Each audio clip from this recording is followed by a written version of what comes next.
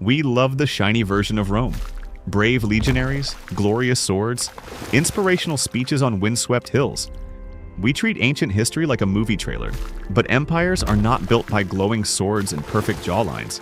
They're built by mud, spreadsheet, and terrifying levels of organization. Here's the part they don't put on the poster. Empires are not constructed by heroes.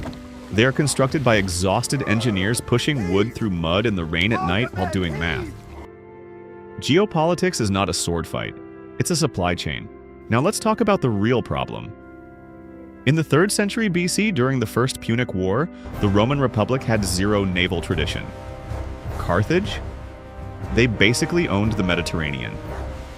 This wasn't a rivalry. This was a startup trying to fight a massive global monopoly on the ocean. Mathematically, Rome should have lost. The Roman Senate looks at the map. The sea? Carthaginian blue? Every trade route? Carthaginian controlled. You cannot stab a warship with a sword. You need a navy. And Rome had absolutely no idea how to build one.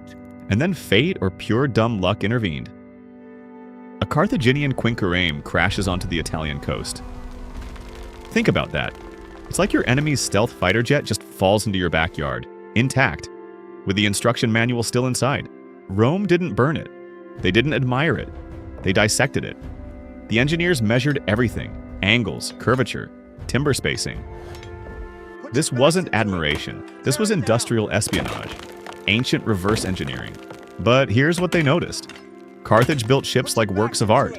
Master craftsmen, hand-shaped timber, months per vessel. Beautiful, slow. Rome didn't have time for beautiful. So Rome did something revolutionary. They standardized everything, every plank, every rib, every peg.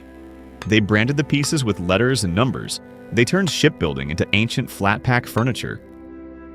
This was not craftsmanship. This was an algorithm. Suddenly the beach wasn't a shipyard, it was a warehouse. Identical parts, identical stacks, identical output. Carthage had artisans, Rome had scalability.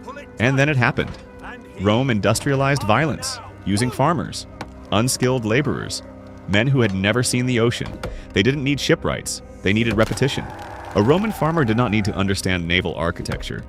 He just needed to hammer peg A into slot B, 1,000 times a day.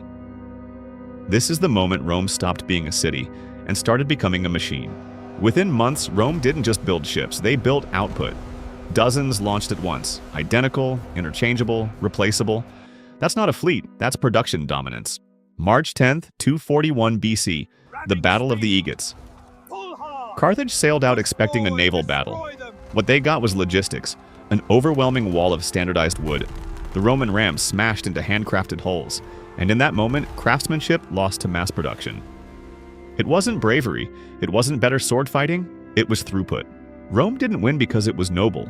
It won because it optimized, because it scaled, because it understood something terrifyingly modern: whoever controls production controls power. And on March 10th, 241 BC, the Mediterranean learned that lesson the hard way.